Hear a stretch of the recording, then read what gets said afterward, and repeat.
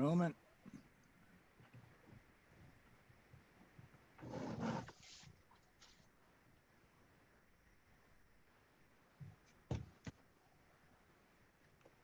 Okay.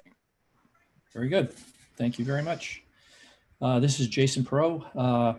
Tonight chairing the Groundwater Advisory Committee for the town of Northborough. I call the meeting to order for the June 24th, 2020 Groundwater Advisory Committee meeting.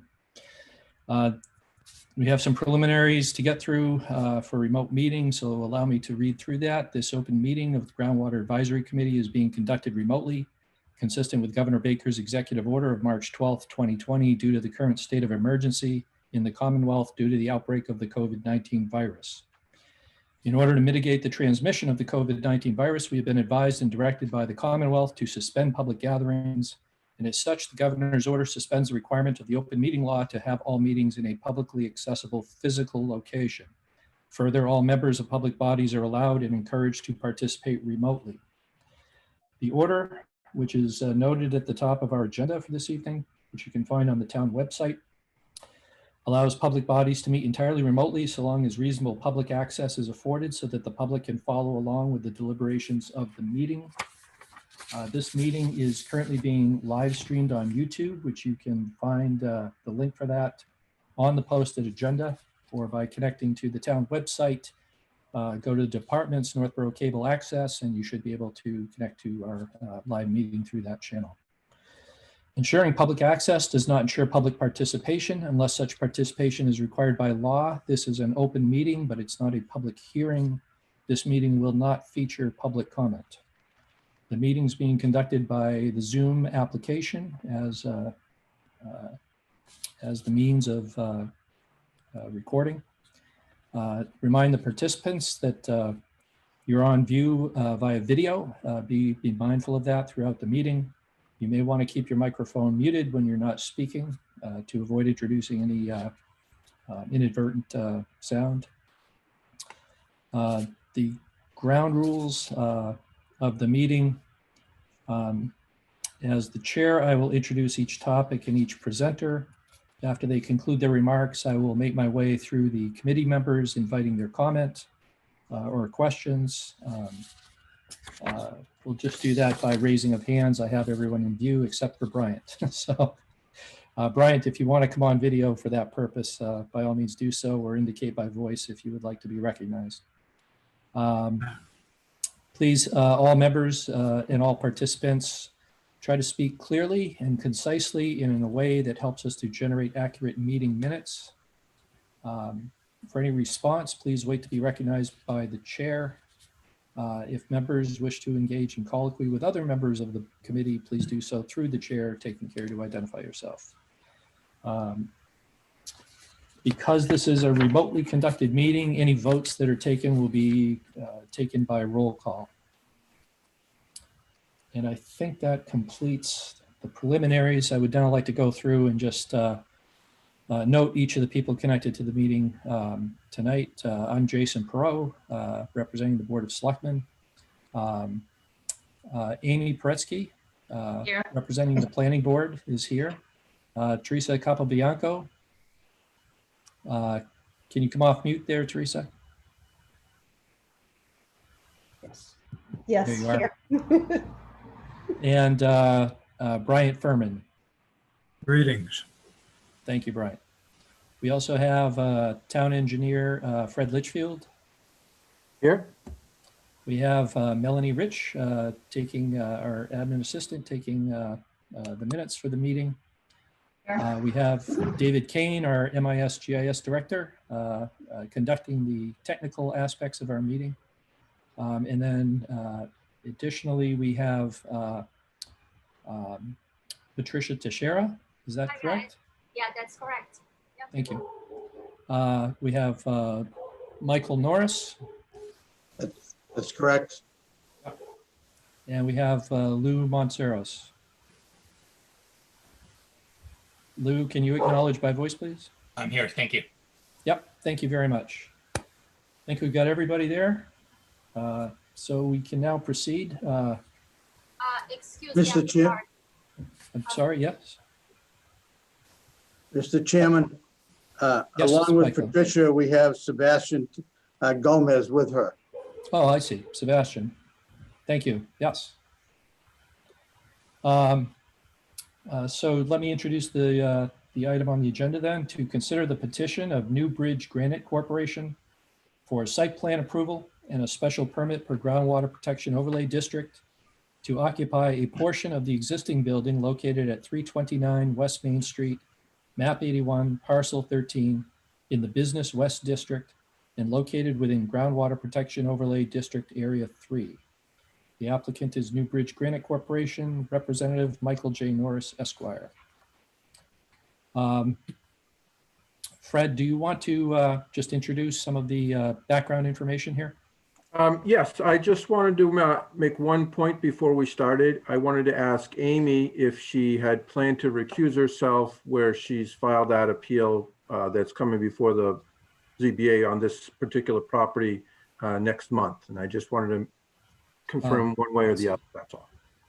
Yeah, I mean, it's up to you. I mean, I didn't look at the granite commercial aspect as the same thing as the appeal for the contractor's yard. But if you want me to recuse, I can. It's totally up to. Well, actually, staff does not recommend one way or the other. What we do is we tell you that if you feel as though you have a conflict of interest or there's an appearance of a conflict of interest, it's up to you to decide. It's not appropriate for me to tell you that you should or shouldn't.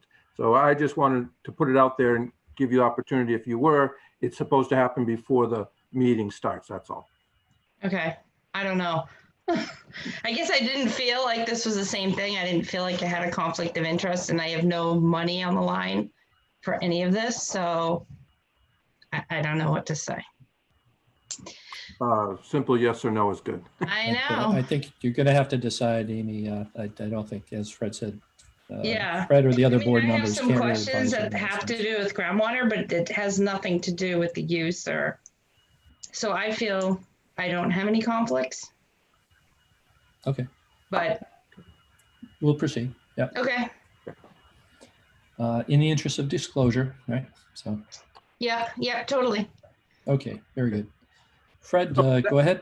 That being said, Yep. I did review the application. As you stated, Jason, the application is for a lease on a portion of the building to run a granite countertop, not really fabrication, but it's a process where they cut them and get them ready for installation at homeowners' properties. I reviewed the application strictly on what happens within the area that's being leased, not the entire site. What you're looking at is a application for a special permit to operate this business within a groundwater area 3. There is also a requirement for a site plan special permit that's going to be before the ZBA on July 1st. There will be additional comments regarding the site plan, but for tonight's discussion, I focused my response to the application based on just what's going on inside the building. The applicant did provide a proposed cabinet to put some chemicals in. I spoke to Attorney Norris yesterday as I was trying to confirm an actual quantity of chemicals that would be stored within there so that we could, one, specify that amount to the ZBA for any approval that they may want to give, and two, verify that the cabinet that's proposed, which I understand will contain, could contain as much as 45 gallons. Just want to make sure that the number that they're going to have on site at any one time under the worst case scenario is less than that. And I just need to confirm that so during the meeting so that we can then relay that to the ZBA. Okay. I think it might be best maybe if the applicant just kind of runs through how they plan to use the portion of the building and how their business operates. And then I'd be happy to review the items in my letter from June 22nd. They're pretty straightforward. There's a few things I need to get answered, and then whatever questions the committee members have, they can answer, or perhaps I can answer them, and then we can make a recommendation. It's not a large, complicated process at this point. Thank you very much, Fred. Who would be presenting on behalf of the applicant? Is that you, Michael? That's me. Yeah. Would you like to proceed, explain what's being proposed here? I would. Thank you for your attention.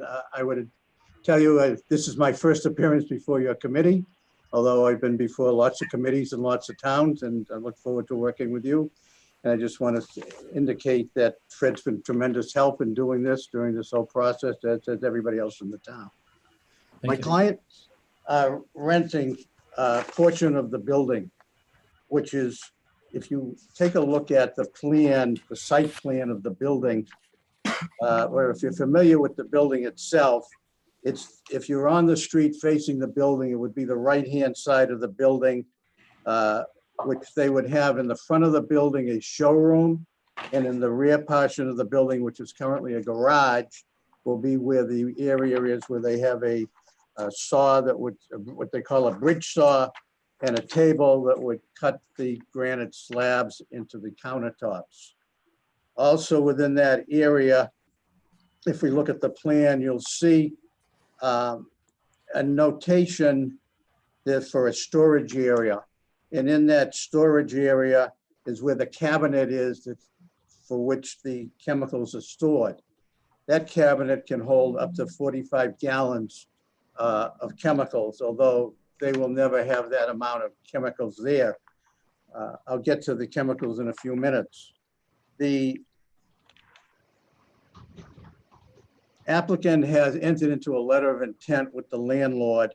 And as you probably are aware, the landlord's doing considerable amount of work on the building, all under the jurisdiction of the building department.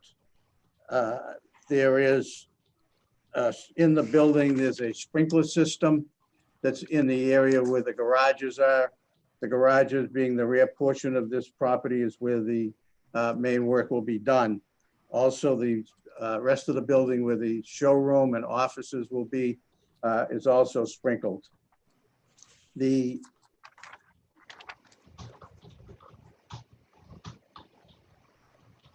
area around the bridge, which if you look at, go back to the plan for the interior of the building, you'll see where it says a bridge saw and a table.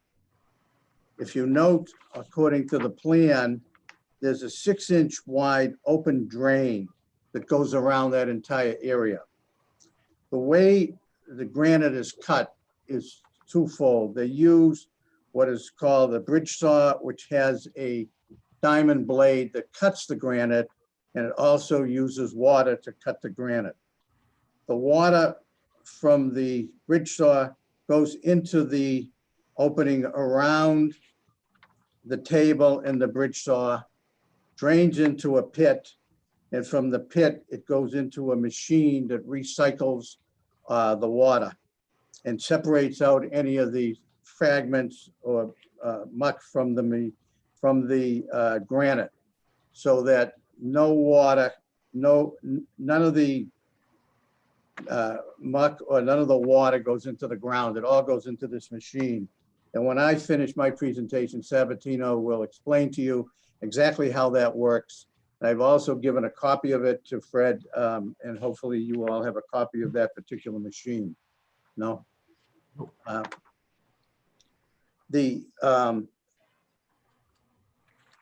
purpose of this is so that none of the water from the process goes into the ground. None of it goes outside of the building. It's all contained within the building. The water is recycled and used over and over again, with the fragments going into little bags that are on the machine. When those bags get filled, they're disposed of in a proper manner, and nothing ends up going into the groundwater, into the ground at all. The process there is the slabs that we've probably all seen come in to the shop. They're unloaded outside of the shop on a forklift. They're brought inside of the building. Inside, they are placed on a table, and then on the saw, there's a design, and that's when they're cut into the particular design for the kitchen cabinet or for the countertops that the homeowner is going to want.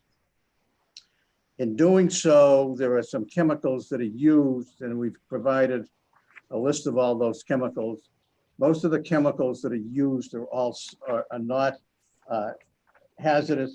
There's 2 of them that would come within that area. One is, I guess on my list, Rust-Oleum, which he keeps on the premises, which is used for a cleaner of the stone. And he only keeps about a gallon there at any time. The other is an impregnator, which is a sealant, which is a 5-gallon can, which he would keep on the premises and in his truck and used actually in the homeowner's home to seal around the areas when he installs the granite countertops. Everything else that's kept there are silicone, and the silicone is used to join 2 pieces of the granite if the one piece isn't big enough or doesn't fit the design. These various silicones come in a tube similar to what you would get at Home Depot. If you were going to caulk something, they're a small tube. They come in different colors. They're ordered as needed, depending upon the color of the granite. And then when whatever's left is disposed of, they're non-toxic. They're just disposed of as you would dispose of the end of a caulking gun can that you use in a caulking gun yourself. The cabinet itself has a couple of shelves in it, and the intent is that all of anything that's that would be hazardous would be kept on either the 2nd or 3rd shelf, so that nothing would be on the ground level. They would all be up on one of the shelves. And again, as I indicated, they're only small containers of those. They're all in sealed containers, metal containers. There's nothing that's exposed. There's nothing that would overflow or run. All of the materials that they use have a quick evaporating time, so that if something is used on the granite to clean it or to seal it, by the time that's installed, put on the granite, used, sealed, it would be within several seconds, it would all evaporate. So there's nothing that's going to spill over, or there's nothing that's going to be there or would be on top of a surface that if you lifted it would fall off or run off of it. This cabinet that they have is one that is used for this type of material. It's specifically designed for hazardous material. I've given Fred the information on the cabinet, the size of it, the dimensions, all of the information that we have on it. The one that's in the building is an older one, but is the same specifications as the newer models. It has a lock on it so that when they're not using it, anything inside of the cabinet would be locked.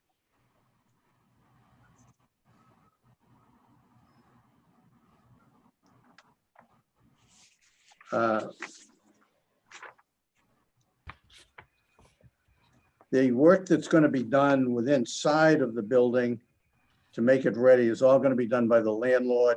The landlord has been doing an extensive amount of work on the building, both inside and outside. And he, as I indicated, the area, that's all being done with the town. I'm going to defer at the moment to the letter from Fred, because I think at some point he may want to explain it to the board, and I have some comments on it. I've tried to provide him with all the information that he's needed, that we have available for it. And as he indicated, on July 1, we have a meeting with the ZBA for the special permit. At this time, I would ask Sebastian if he would explain a little bit about the process of cutting of the stone and then the recycling of the water and how that whole mechanism works. Very good. Thank you, Michael. Yeah, could you please state your name? Sebastian? Is it Sebastian? Yes. Could you please state your full name, just so we can be sure to record it correctly in the minutes for the meeting? Sebastian Gomez. Sebastian Gomez. Thank you very much. Yes, please proceed.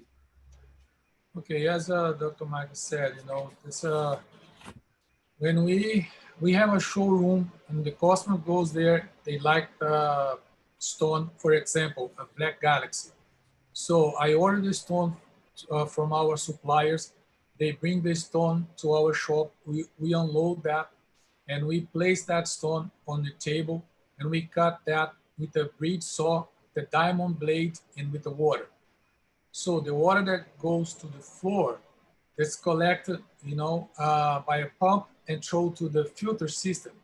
So that filtration separates the mud and all the, the small particles from the water, and that's collected into a bags, And we also will have a container outside that we throw the scrap pieces in that mud when the bag is already full. And then they collect it. They collect by those companies like a Creshu or, those companies that get the containers away. So after that, we put those pieces already cut on the table and we finish the edges with that. Also with the pads with the water. So that's no dust on the air. So, and that water as well goes to the filter and get cleaned, right? We use that. Okay. So after that, we bring to the job site, to the home, and then we install that. We use the silicone there just to put on top of the cabinet and some chemicals we use to make the seam. We just put the seam together, put some epoxy there, and that's it. Okay, thank you very much for those details. Let me just first ask I was going to just ask the committee members, do you have any questions at this point about the process that's being used? No. Teresa? I just want to confirm that when the water is collected and filtered, the filtered material, mud and the pieces that are gathered, did you say they're being collected and then disposed of? And is it recyclable material? What happens to it once it's collected? Yes, they get all this scrap little piece of stones with the mud, and they bring some in and they crush that and make stones for construction. They reuse that in some point. Okay, so it's all collected and there's a specific hauler that comes and picks that up for you. Yes. It's not part of regular trash or anything like that. No. Okay. Any other questions? Amy? I guess I just wanted to clarify. So the drain is just recirculated. That drain in the floor in that room is a recirculation of the water. It doesn't go into the septic, or it's just a closed off containment unit that recirculates water. I just want to verify that. Yeah, there's a trench around the entire area where they work. The water goes into the trench. It goes from there into a collected area. From there, it gets pumped into what's called a dehydrator. And I attempt to show you a picture of it, but I don't know if you can see it or not. I don't know if it's gonna go through or not, but. Not easily, yeah. Do you have a copy of it, Fred? Have you looked at it? You're muted. You're muted, Fred. I do have a copy. I got it yesterday, and unfortunately I didn't get a chance to email it to all of you, and I can, but it's pretty straightforward. It's much like a recirculation system at some of the car lots in town. I think Lexus had one. They have a place where they run the cars through the car wash. They capture all the water, they recirculate it and use it because water is kind of expensive, and so that it's really a maintenance thing for them to keep track of the sludge and the filter bag and make sure that that's kept clean. But there's no, from what I can tell, there's no release to the drainage system in the parking lot or outside the building in any way. As long as we're talking about that, I did want to point out that I had a conversation with Lou Montzoris yesterday, and he was able to explain to me that the there's a floor drain. There was a floor drain in the building. I was in there many months ago when another application was before the board and the ZBA. And there was a floor drain, or there is, last I knew, there was a floor drain in there, but Lou has provided me with documentation that that floor drain is sealed. It was the understanding back when Labadini was proposing to buy that building that that floor drain went to an underground storage tank that was never properly located. It turns out that it was sealed in 1998 per order of the approval of the Board of Health and the DEP. So I imagine what they're going to have to do is to fill whatever floor drain there was, make sure that the floor is flat, and then cut a new channel for this area around their table. And again, that's something that we can, make sure is verified through that as-built plan of the interior of the building, if there is an approval of this.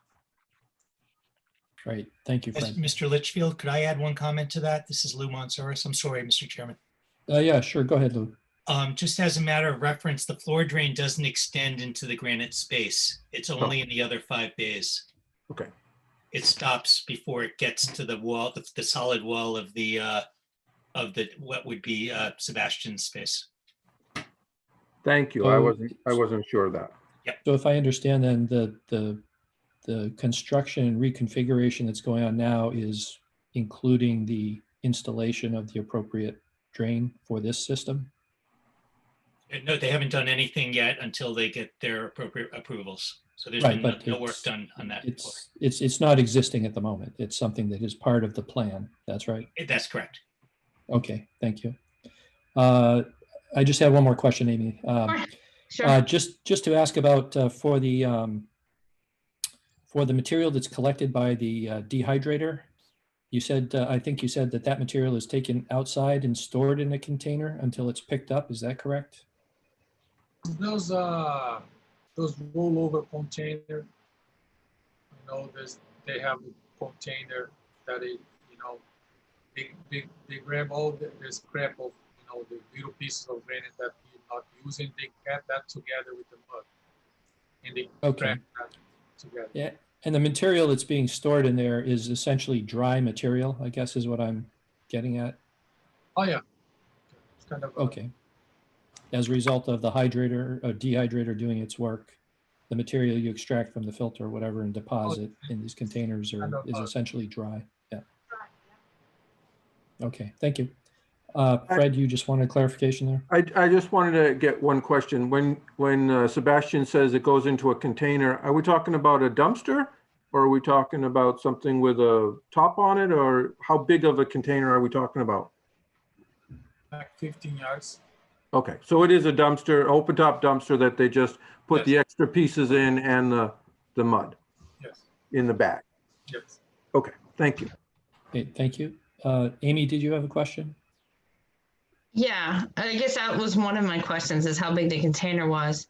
But the other question was just more location. So there's 5 bays in the back plus this area. I didn't know if this took the whole back of the building, the whole garage area. No, It doesn't sound like it. no, it only takes as you're facing, if you're looking at the front of the building from the street, it's the right-hand side. Mhm. And it takes from, I don't know what was there before, but there'd be an office there and then the garage behind. It's only a portion of that garage, small portion of the garage. Okay. So what Lou said, there's 5 bays also on top of that and to the left. That's correct. Okay.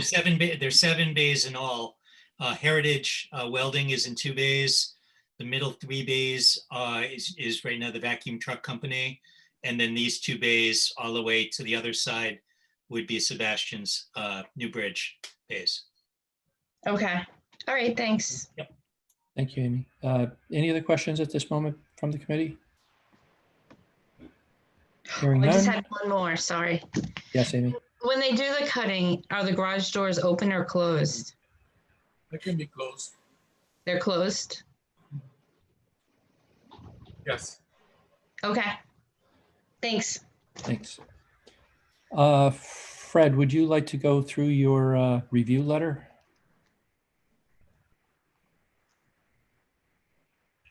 I would.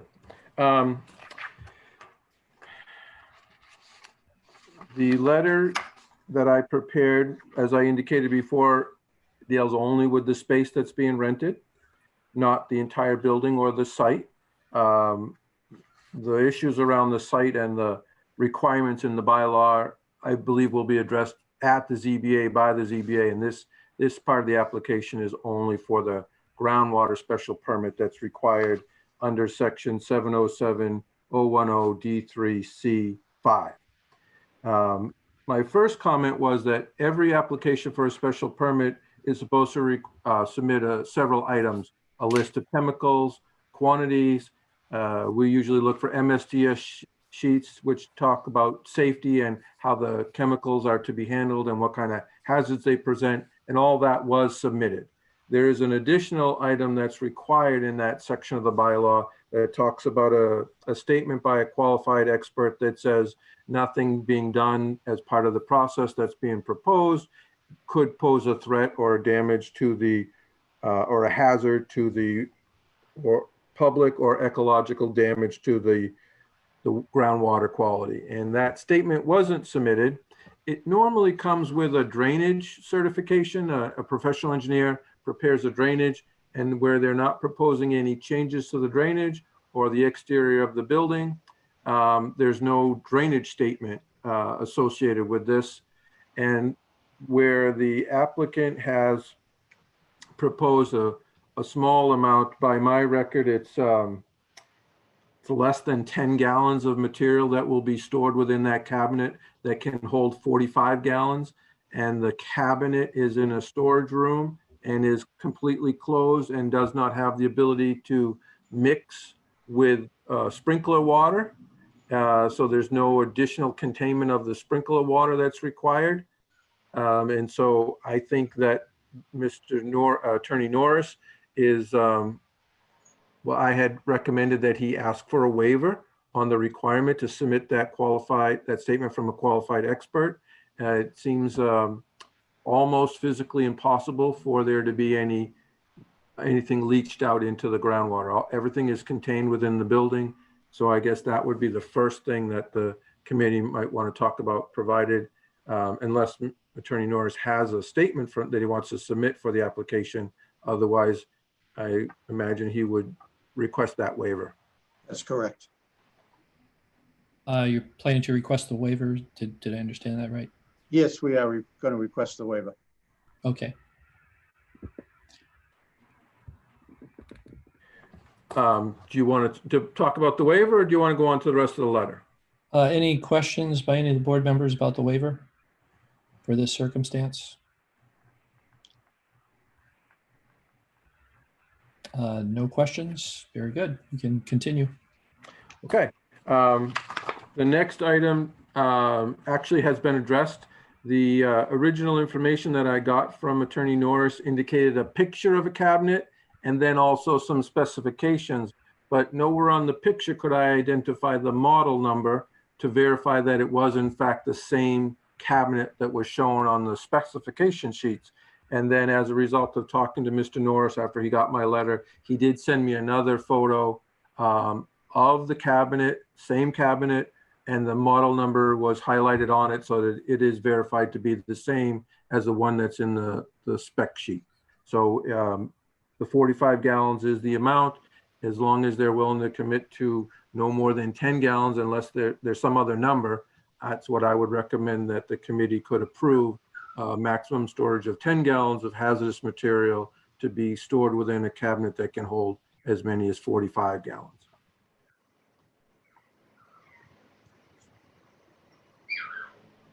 Do you want me to comment, or you want to wait till he's finished?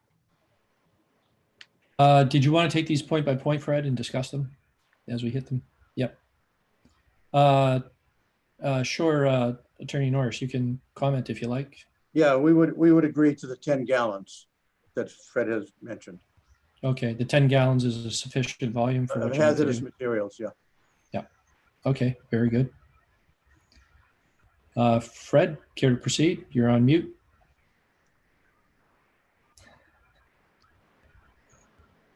It's funny, go to where the microphone is to turn it off, but that's not how you do it. So it's off guard. The applicant did provide a list of chemicals. However, the total wasn't shown on there. So now that we're committing to the 10 gallons, that item, which is labeled number 2 at the bottom of the first page, is taken care of.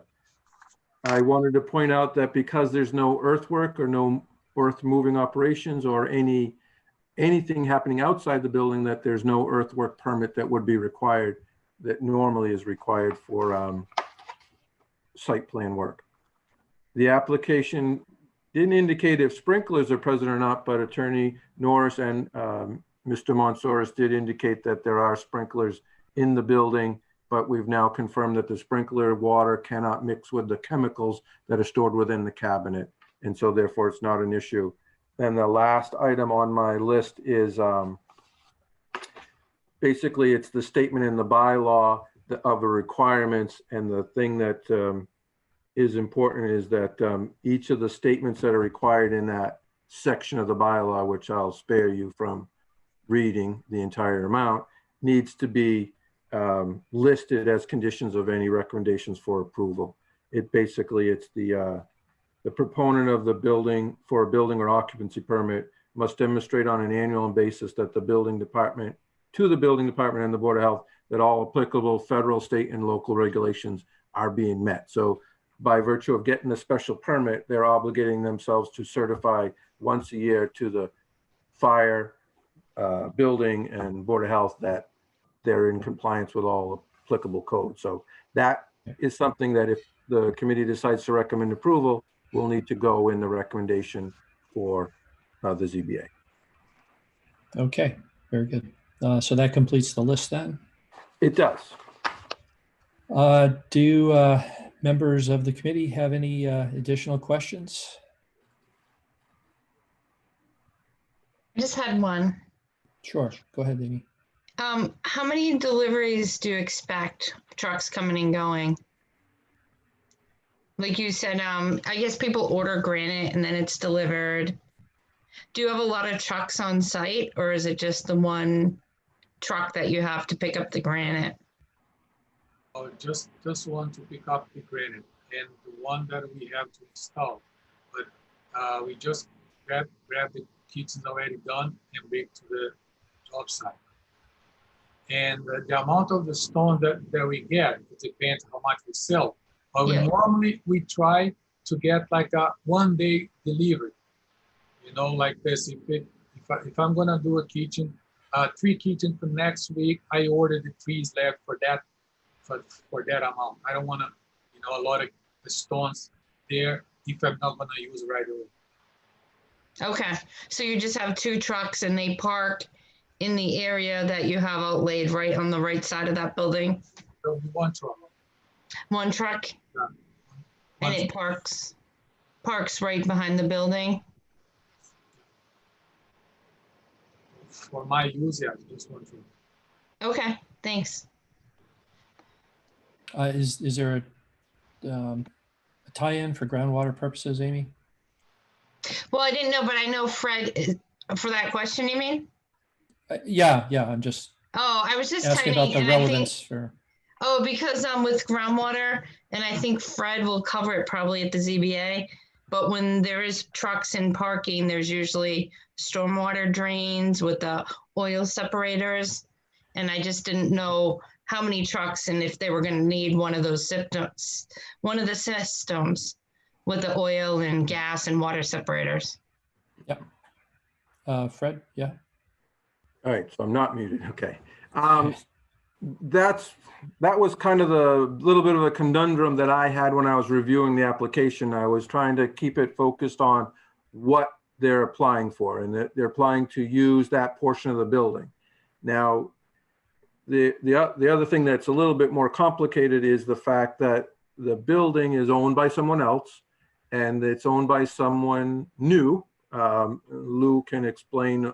I don't know exactly when the transfer happened, but when we were reviewing this project last year sometime for Labadini, who was looking to buy it from, I believe the company was ACV, there were several things that were not operating, several several things that were required on the original site plan that weren't operating properly. And Mr. Labadini, when he presented his plan, had an engineering firm that looked at the entire site, the parking, the drainage, the septic system, the floor drains, sprinklers, many different parts of the entire building. And there was a commitment by the applicant at that time to make all those corrections. Well, when that project got denied by the ZBA, that work stopped. And I'm not sure at this point how much has been completed by the previous owner and how much the new owner is aware of his responsibility to do that. That's why the discussion about the site plan gets the site plan special permit that goes with this. Anytime there's a new business, there's a site plan required, something like that. That's a discussion at the ZBA level. And at that point, we need to confirm that the building is in fact in compliance with the original special permit and site plan that was given. And it doesn't seem appropriate to make the tenant of a small 1/7 portion of the building responsible for all the work on the site. But on the other hand, it's not appropriate to have someone who owns a building not have it in compliance and then be able to, lease to other people and go forward. So the discussion will involve Lou and his client regarding the bigger picture of the building when we get to the ZBA, which is why I did not address the site plan issues in my review memo. And as part of that will be confirmation that the drainage system is working, that Amy's correct, that there are oil water separators required whenever there's a parking lot that captures runoff or drippings from a vehicle, any vehicle, and before it can go into the detention basin. And again, all of that was reviewed when we were reviewing the application for Labadini. Improvements were proposed. I just don't know how many were done. In talking to Mr. Montzoris yesterday, when he told me about the floor drains being closed and appropriately taken care of or eliminated, he also explained that the current owner is working with another engineer to create a plan to verify some of those things. And we're anxiously waiting to see that so that we could hopefully review it before the ZBA meeting on July 1st. There are things that need to be confirmed. It's not necessarily a requirement for groundwater, but what we want to do is we want to make sure that the entire parking lot can handle all the parking demand that the building is going to generate with the number of tenants that are there. And then the fact that the Newbridge wants to occupy a portion of the building, I don't know what the parking requirement was for the previous tenant to that portion of the building. And we need to verify that if the entire site can only hold 50 spaces, is there enough parking for all the people in that building for either what's currently there or what was originally approved to be there? That's how we keep track of the parking, and it keeps cars from, parking on West Main Street and, being in the way safety-wise. So there's more to come on the site plan prior to the ZBA, but it doesn't necessarily fall on the shoulders of this applicant. Okay, thank you very much for the questions, Amy, and for the clarifications, Fred. So we're doing this evaluation from the perspective of the tenant and the operation that they're proposing to conduct. And it's separately the owner of the property who has the greater responsibility for some of these other conditions, which will be transacted through the ZBA. Is that correct? That's how I understand it. That's my attempt to explain it. So do we have like a condition saying that it's also falls on that? Like, I guess because we're the groundwater committee, we have to approve an application for a tenant, but also the owner has to satisfy certain items. Like, I don't know how you would put that in as like a... Do we have a separate presentation from the owner for that purpose to this committee at some point? No. And this is where it gets a little bit tricky, is that the building inspector approved a change of owner of the building, or he was asked he was asked for zoning interpretation of the proponent of the building now as to how that use compared to the previous owner of the building, and he determined that it was the same use, and therefore there was no additional special permit required because it was the same use that had been approved many years ago. And so the building inspector and the town planner and I, the three of us, met the other day and reviewed this application and talked about the site in general. And I believe the building inspector is sending a memo, a letter to the current owner, kind of outlining that he needs to verify that he is in compliance with the original special permit. Otherwise, technically, he would be operating with a zoning violation. So he's got that's where the building inspector is working with the current landowner to make sure that they're in compliance with everything. And it doesn't seem fair to make someone who's renting just a small portion of the building to be responsible for all that.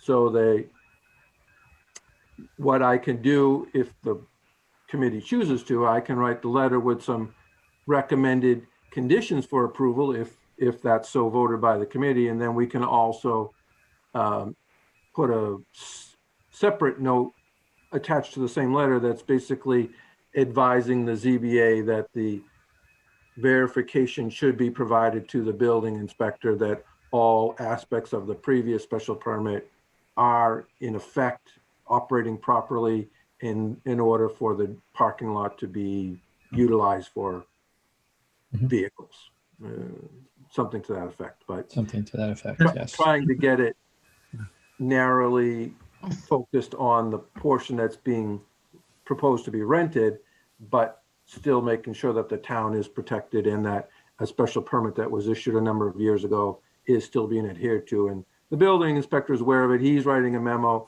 If you want to add something to that effect, we could, but it's not necessarily appropriate to burden this applicant with all of those obligations. Right. Can I make one comment? Can I make one comment? Yes, go ahead. Jason? This committee doesn't approve anything. We may only make recommendations and suggestions to the ZBA. We don't approve anything Right. formally. Correct. I just want to make sure everybody's clear on that. Yes. Yep. Okay.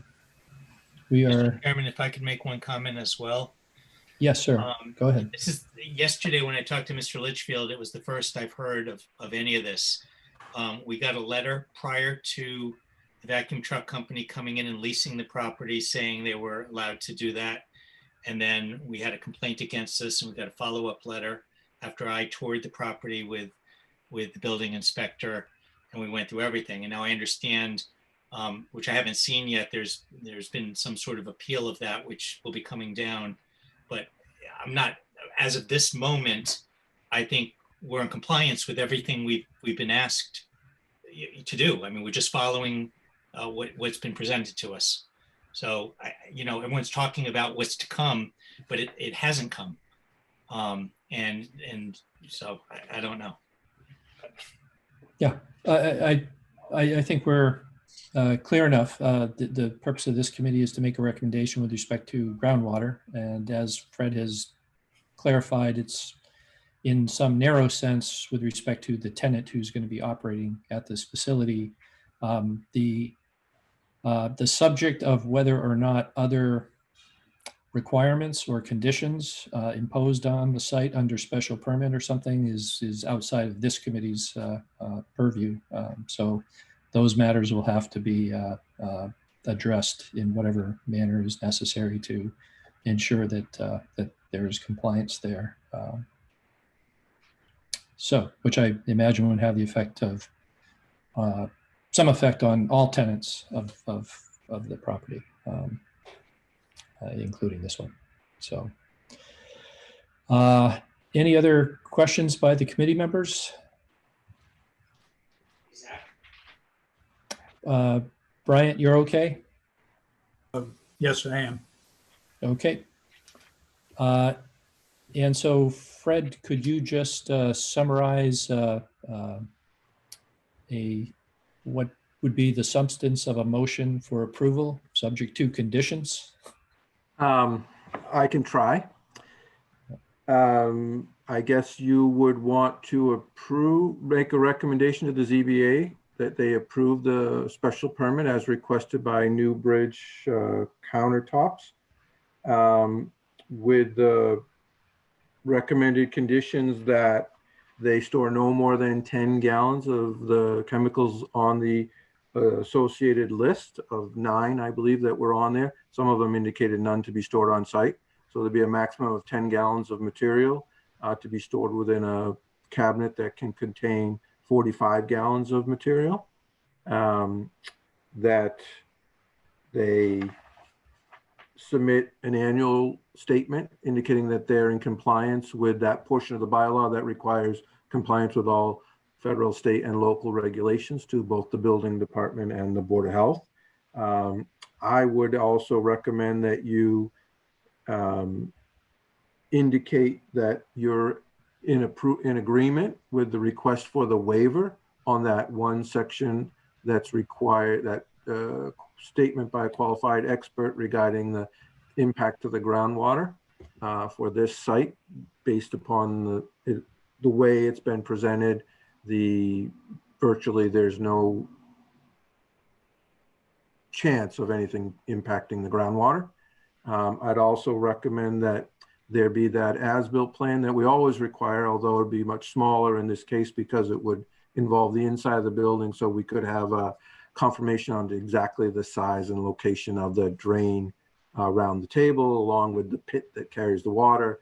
And then, as Attorney Norris had indicated, there was a statement about the dehydrator and how that works. And then the maintenance manual, operation and maintenance manual that goes along with that should be submitted as part of their approval, should be required as part of their approval. I'd also like to have them cite on a site plan the location of that 15-yard dumpster that the waste material is going to go into. They're solid pieces, but the location of that dumpster to verify that it's not blocking any parking spaces or stored in an area that's in a fire lane or something like that. Just have a dedicated spot for it.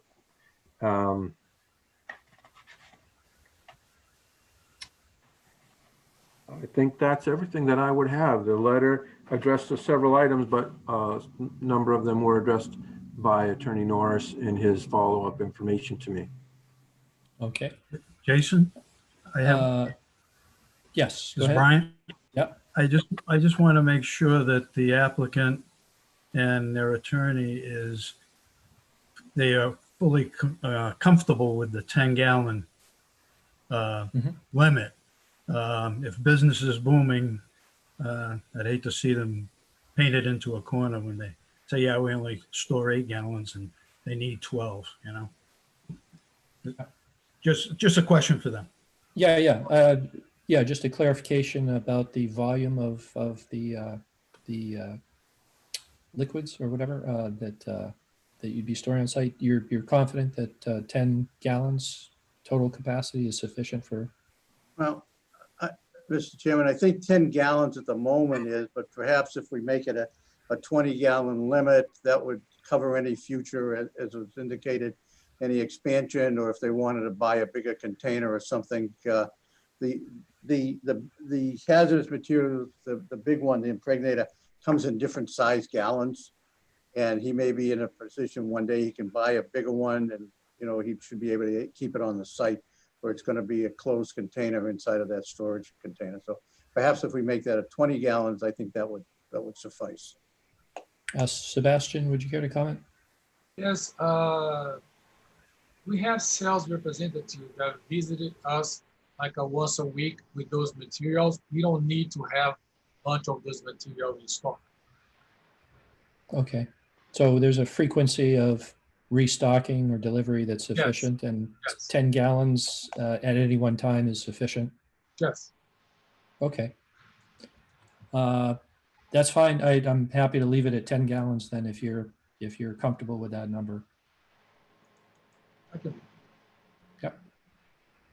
Okay. And Fred, just to clarify, I think you had mentioned that the statement in item number 5 in your review letter, some of that information goes in as a condition. Yes, it's part of the bylaw. It's required under the section that they applied for the special permit under groundwater for, and it basically says that the proponent for a building or occupancy permit shall provide, I lost my place, must demonstrate on an annual basis to the building department and the Board of Health that all applicable federal, state, and town of Northborough licenses, permits, standards for the handling, use, storage, and disposal of any regulated material have been obtained or met. I don't know if any of the material that they have is regulated. It may not be, and so therefore there's no statement to provide, but it's something that should be required if they're getting this special permit. It is in the bylaw outlined as a condition. So Thank you, Fred. Okay. Any further questions or clarifications or comments from the committee? Hearing none. I just have Yes. one clarification from you or Fred. Okay. It more has to be how it got messy. Like I'm looking at just the leasee, but I'm wondering if I should abstain from the vote because it got messy with the outside part. I don't know. That's just my question. If you have enough votes, if I abstain, if it's just better that way. I think that's fine. That's certainly your prerogative to do so if you feel that's a better Probably better not approach to keep take. it less messy. Sure, that's entirely fine. Yep. So, Fred. that's fine, Amy. You can do that if that's what you choose to do. But what I would like to point out is that generally, when someone recuses themselves, they leave the public hearing and they don't participate in the conversation regarding because it could be considered you as a board member influencing other board members through your questions, but then not voting. So it's fine. I don't think it's inappropriate. The committee is an advisory committee anyway. It's for your own reference. Yeah. You should know, you should probably read up on reasons for recusing, not recusing, and the proper way to do it. I believe that the town council has indicated you recuse yourself at the beginning of the meeting and you exit the room.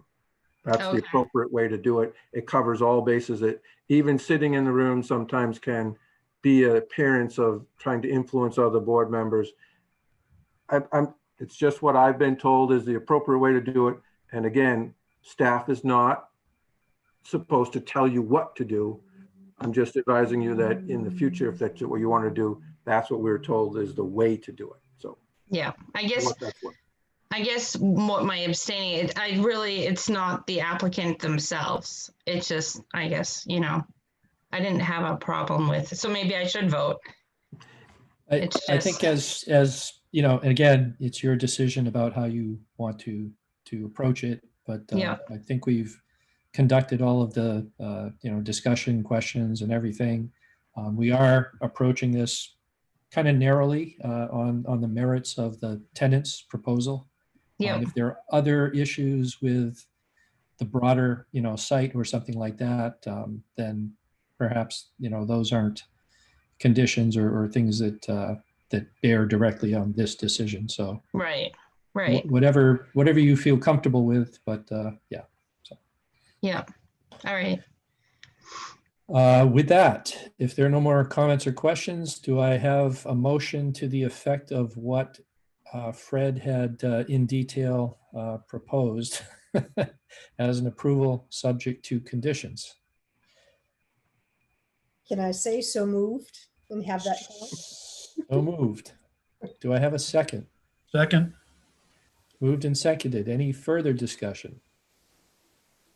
Hearing none, it's a roll call vote. I'll go by name. Bryant? Yay. Amy? Aye. Teresa? Yes.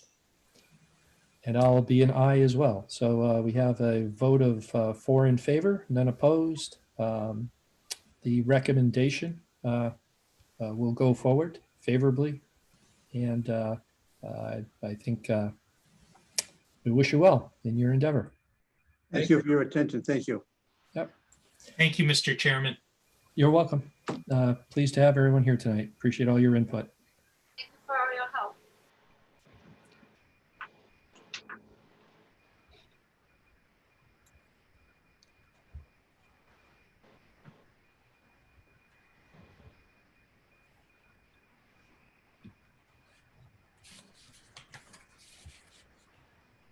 And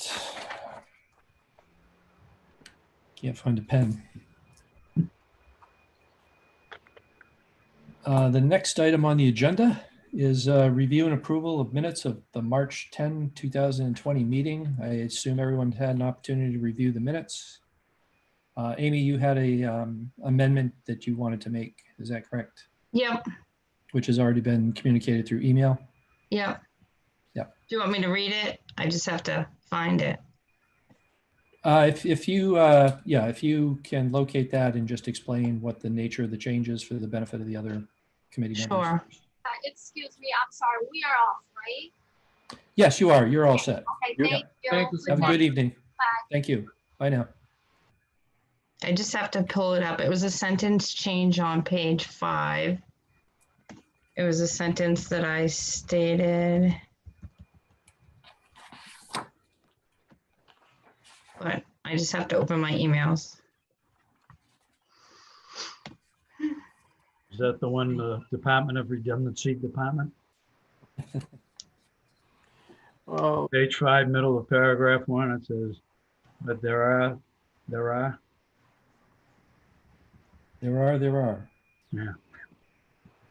oh, come on, give me a break. The Department of Redundancy Department. That's all. Right. Ms. Goldner said there are multiple big bucks. And there are no issues. Nope. Not seeing. Halfway down that first full paragraph. 2/3 now.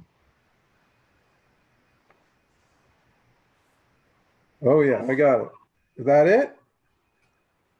That's it. There are specific lists of prohibitions. Right. It was an important statement. No. We're trying to make a little emphasis there. Yes. Next time I'll just use capitals and. Yeah, yeah. Was that your Amy- comment, Amy? No, my comments on page 5. The first sentence said Ms. Paretsky said she heard talks that wells were going offline, but found they're not going offline. And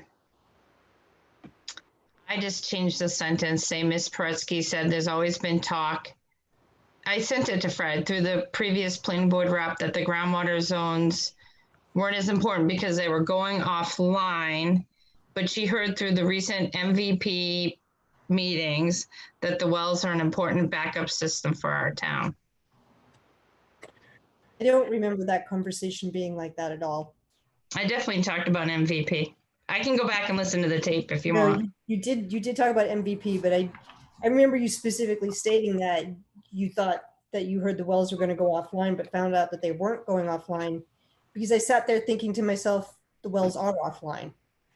So what is she talking about? Right, but George always said that the groundwater wasn't as important because we were never going to use the wells again. But that in the MVP meetings, it came out that that wasn't a true statement. That's a separate statement then. You can't change history. You can add to what you have here, but you can't modify it. Okay, I can add the sentence to that first sentence if you want to do it that way. Is there a further edit that is clear? I have one other, Jason. Do we, sure, Bryant, I just want to check, do we have the correct phrasing for this edit? I'm not sure I have it, so if someone could read it to me, I'm happy to write it down. Melanie unfortunately had to go. She had a 7 o'clock meeting with another community, so she's not here. It is being recorded. She can play it back, so she'll get it straight. But I want to make sure that it's stated clearly so that she knows what it is that she's inserting and where to insert it. So we're talking about that first line where it starts with Ms. Paretsky said at the top of page 5. Yes. Yeah. Okay, so what is it that you would like it to say, and then the committee can vote on whether or not they want to approve that change? Okay, I said Ms. Paretsky said there was always talk, and I had in parentheses through the previous planning board rep, I think I mentioned George by name, that the groundwater zones weren't as important because the wells were going offline. But she has heard through recent MVP, in parentheses, Municipal Vulnerability Preparedness Program, end parentheses, meetings, the wells are an important backup system for our town.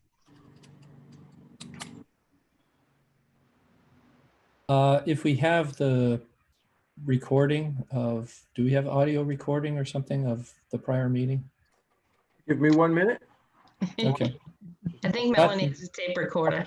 not to cue it up right now, but Oh, I just want to verify that I have a recording, that's all. They don't Yeah. get saved forever. Just give me 1 Right. second to verify. Definitely talked about the MVP and them being an important backup system for our town. Whether it was where that statement is, it's just because she summarizes it. So I don't know, that's made sense on where it was. It was an important statement that I felt I made during the meeting because the groundwater regulations are important because our wells are going to be used again. And it was even mentioned in a selectmen's meeting that water might go from that well over to Westboro. I think we're going to sell the water to Westboro possibly. So, I mean, I do think we're selling some raw water, as it were, not potable water. right, but it's coming from that well, right? I don't know which well it's coming On from. Lyman Street. Possibly. John said. Yeah. Yeah, that could be. Yeah. All right, so I have a folder that I keep voice recordings in. I don't have a folder for 2020. I cannot confirm completely that there is a voice recording. Melanie may have it on her machine or on her computer. I do not have it in the place that I would normally find it. So we'll use whatever you have tonight and you vote. I was going to say we could even defer the minutes to the next meeting, subject to clarification of that particular item if people feel strongly about it. We can do that if you like. Maybe that's the easiest way to resolve this particular part. Sure. Bryant, you had another correction you wanted to add? On page 2, yes, thank you. Page 2, the second full paragraph, halfway down, there's the elevation is at 242 and their project is at 0.75. I think that should be 275. Yes. Okay. Yeah, there's approximately a 30-foot difference between where the floor. Right, no, yeah. Should have been a 2 and not a decimal point. Yeah, they're very close on the keyboard. They're actually not. They're actually not anywhere near each other. Not anywhere near. Okay. That's it. That's it for me. I have so that. Fred, you have those two Melanie typos noted as essentially, and we can ask Melanie whether she has backup audio or something like that to recheck what was precisely said at that point in the meeting. Yep. I can give you a little explanation on the wells if you like, or we can just let it go. I'd be happy to hear an explanation since. Okay. Teresa's correct. The wells are currently offline. We are getting all of our water from MWRA. That's a fact. There was originally a theory that the wells could go offline and then we wouldn't be able to use them again. We've never officially taken them offline. I mean, we've never officially filed with the DEP to close them. It's still an available option for the future should the need arise to have additional water. There is a mixing problem between the water that MWRA provides and the water that we get out of the wells. When you mix them, because the pH is different and there's some iron in our water, it turns water at the sink when you turn the faucet on a nasty color of red. And although it may be safe to drink, it's not exactly aesthetically pleasing to the eye. So at this point, I don't know of a situation that would require us to activate those wells and put them back online, but there's a process that we would have to go through with the DEP to do that. Yes, Hopefully that provides some clarification. the reason they're not closed or abandoned is that if we did need to use them in the future, some catastrophic event, we need to bring them online, we would have to go through a new source approval, which would probably take longer than any catastrophe you can imagine. So by maintaining them, we do have that option to turn them back on with treatment. So it is a safety backup. Right, and I did hear it mentioned in the MVP program. It was listed as a strength. The town's strength is they had MWRA as a water source, and they do have backup wells. They may be offline, but it was listed. No, that's correct. And that's why they are just offline and not abandoned. Correct. Yeah. Thank you. Some communities have done that and live to regret it. Right. Okay. That's why I think groundwater is an important group, and it's important to keep the groundwater safe, whether or not the wells are disbanded forever or if they're just being held as backup. And that's what I said during the meeting last time. I remember the reference to MVP. I Yeah. don't remember exactly what was said, so I think the easiest thing to do is just, if Melanie has the recording and can refer to that and find out exactly how it was stated, we can reflect that in the minutes. I'm going to suggest we postpone action on the minutes until that clarification is made. Who knows when we'll be back here again. So. All right, thanks. Okay. By agreement, we'll defer action on the minutes. And the next item would be next meeting proposed July 14th, 2020.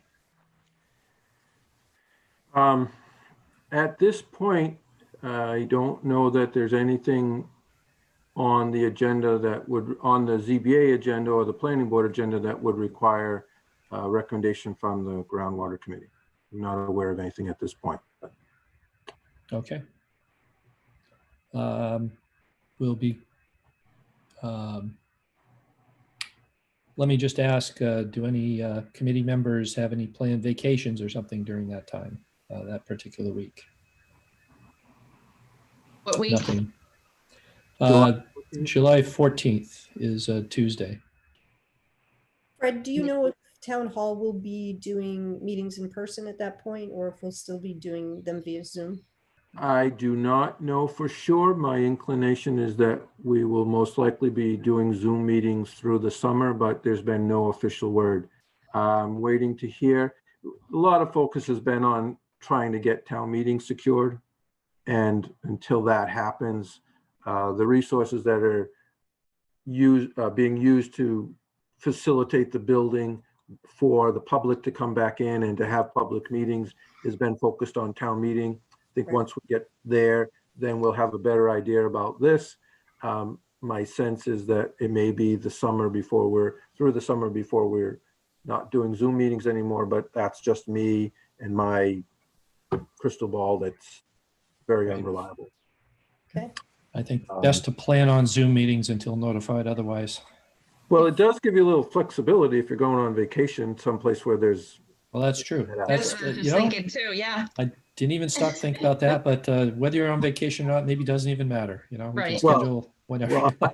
I don't want to be the one that insists that you participate when you're on vacation. That will be, again, a committee member choice. I'm on full-time vacation. I like I said, I don't, the next ZBA meeting after July 1st is July 28th. I'm not aware of anything on their agenda. I don't know that there's anything on the planning board's agenda. So I'm thinking you may not need to meet, but typically what I like you to all keep in mind, and now that we're actually meeting again, it's a good time for me to remind you, is that because your committee is made up of 5 members from 5 different boards, you're a little bit difficult to schedule. So I try very hard to reserve the second Tuesday of every month for the groundwater meeting. And occasionally that spills over to the ZBA or the planning board, who has to have an extra meeting, and sometimes we get bumped, but we have to have a time to meet. So if you could all keep in the back of your mind that the second Tuesday of the month could be reserved for the groundwater committee, it would make my life a little bit easier. Very good.